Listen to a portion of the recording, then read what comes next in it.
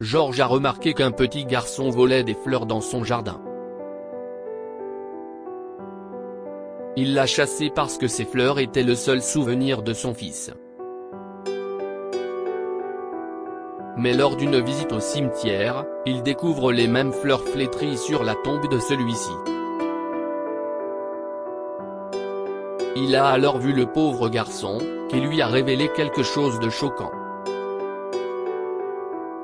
Georges vivait seul dans sa maison et n'avait plus de famille. Son fils unique, Elliot, est mort dans un accident de voiture il y a quelques années, et il n'était pas la personne la plus agréable au monde. En réalité, la mort de son enfant l'avait rendu plus solitaire et il restait à l'écart de la société. Mais au moins, il maintenait sa maison en parfait état parce que si est là où Elliot a grandi, et l'un de ses endroits préférés était leur jardin situé devant la maison. Ils l'avaient perfectionné ensemble pendant l'adolescence d'Elliot, et il était même devenu concepteur de jardins et paysagiste dans leur ville de destin, en Floride. Georges a dû se débrouiller seul après la mort d'Elliot, mais le vieil homme avait toujours l'impression que son fils était dans les parages lorsqu'il était dehors.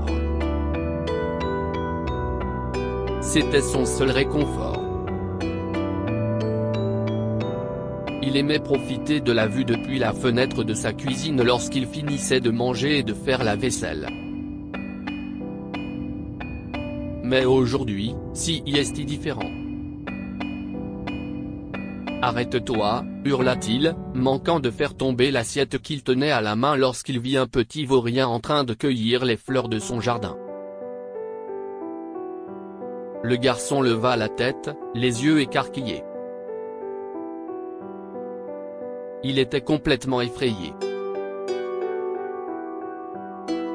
Georges s'est précipité à l'extérieur en lui criant « Comment oses-tu endommager mon jardin? Espèce de vaurien !» Mais le garçon ne l'a pas écouté. Il est parti en courant avec les quelques fleurs qu'il avait cueillies, et Georges n'a pas pu le rattraper. Ne reviens plus ici, ou j'appelle la police. Une fois remis de cet épisode exaspérant, Georges évalua les dégâts, et ce n'était pas si grave. Le garçon n'avait pris que quelques fleurs et n'avait rien abîmé. Il était soulagé. Le même jour, il décida de se rendre sur la tombe d'Elliot.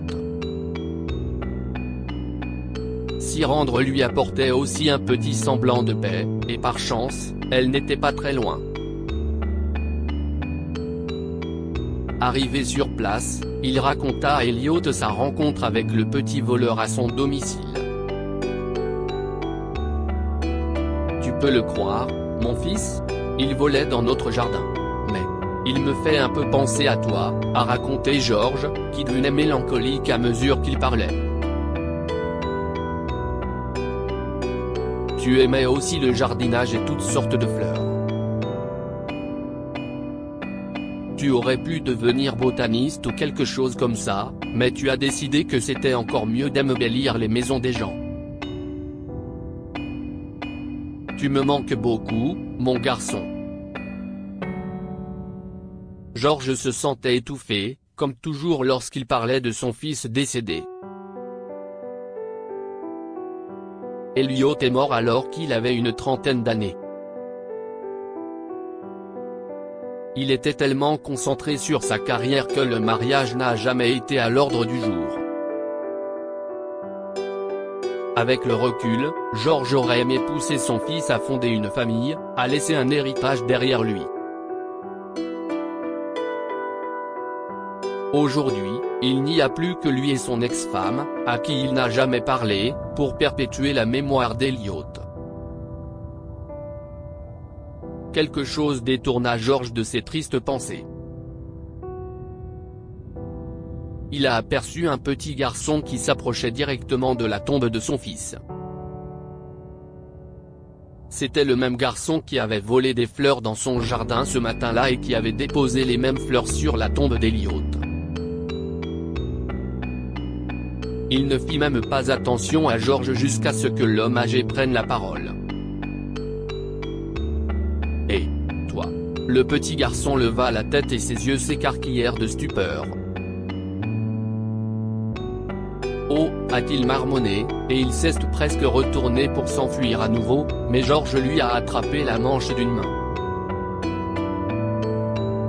« Tu n'iras nulle part cette fois-ci, petit », dit Georges d'un air satisfait. Tout d'abord, pourquoi as-tu volé des fleurs dans mon jardin? Et deuxièmement, pourquoi les as-tu mises ici? Et ne mens pas, sinon j'appelle la police. Le vieil homme savait que la police ne ferait rien contre un petit garçon qui vole des fleurs, mais il espérait que la menace suffirait à l'effrayer pour qu'il parle.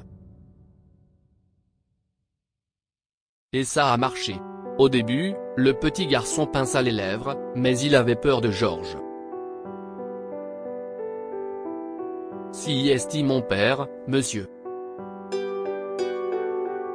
Georges resta silencieux une seconde trop longtemps après cette révélation. Si est impossible, petit. Si est mon fils, et il n'a pas eu d'enfant. Ma mère m'a dit que c'était mon père et qu'il ne savait pas pour moi. Mais elle a dit qu'il veille sur moi au paradis, poursuit le garçon, et Georges fronça les sourcils. L'enfant avait l'air tellement sûr de ce qu'il disait. Il lui a demandé où il habitait, et le garçon lui a fait signe de le suivre. Georges l'a suivi parce qu'il voulait parler à sa mère. Après quelques minutes de marche, ils atteignent un quartier assez différent que Georges n'avait jamais visité. Il était évident qu'il y avait là des maisons à faible revenu. Lorsqu'ils sont arrivés à la maison du garçon, une femme a ouvert la porte. « Bonjour », dit-elle, et le petit garçon s'enroula autour de sa jambe. « Ellie, où étais-tu ? » ?»« Bonjour, madame », dit Georges en inclinant son fedora vers elle. « Je m'appelle George Henderson. J'habite à proximité et j'ai rencontré votre fils au cimetière. J'habite de l'autre côté. Puis-je vous parler ? Je m'appelle Fiona. Je suis Fiona. Voulez-vous entrer ? Dit-elle agréablement. Lorsque Georges est entré dans la maison, Fiona lui a raconté que son fils sortait souvent en cachette pour aller au cimetière. Ellie s'était alors enfuie dans sa chambre. Georges s'est assis sur son humble canapé et elle lui a offert un café. « Savez-vous pourquoi votre fils sort en cachette ? Je l'ai surpris en train de voler des fleurs dans mon jardin, puis je l'ai rencontré sur la tombe de mon fils.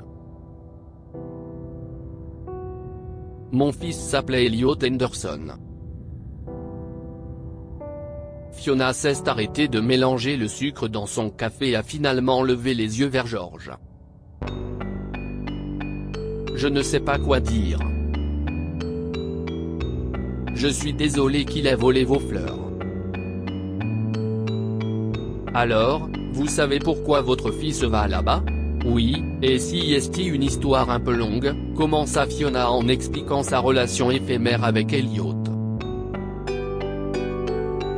Ils ont été ensemble pendant un certain temps, mais ils se sont disputés avant qu'elle ne découvre qu'elle était enceinte. Mais elle ne voulait pas l'appeler ou lui en parler. J'ai donc tourné la page. Mais Ellie a commencé à poser des questions sur son père, et j'ai réalisé qu'il avait besoin d'en savoir un peu plus sur lui.